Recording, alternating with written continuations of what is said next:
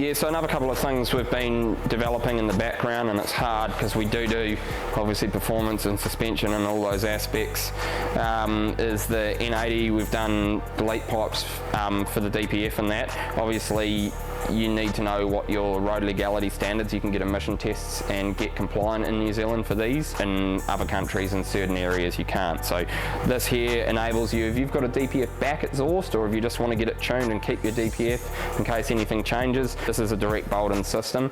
Everyone else that does these is not running the multi-brackets. They don't have the bracketry for that exhaust shroud. We've looked at every other one on the market and how they've made them and how reliability could be an issue, or how their bracketry is only single share and likely to crack and whatnot. And this here's obviously got brackets from both perspectives. These vehicles don't have a flexi, they run that kind of tapered cone there, so the whole weight of the exhaust is actually mounted off this. So if you've got a delete pipe and it doesn't have the bracket for that exhaust shroud, it'll crack over time.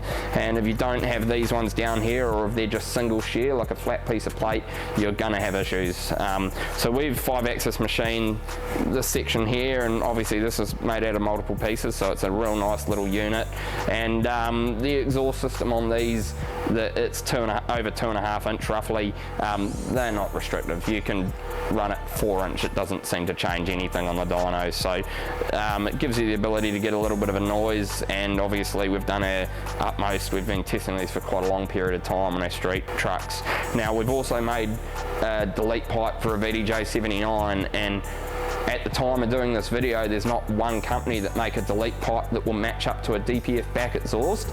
So if you look at all the other manufacturers, their DPF delete versus DPF back exhaust, if you want to run the deleted one, you actually have to buy the front and the mid section, and ours is like that too. Now, obviously the only downside is on the VDJ, this will only be about 2.5, 2 3/4 inch where it goes to the adapter for the DPF back. However, we've left provision that you can pull that out and get it up to 3 inch. So what that means is if you've got a DPF back system and you decided, hey, I want to do a delete or whatnot, you can get that, and your red back or your King Brown or whatever brand system you've got will bolt straight up to that dumb pipe.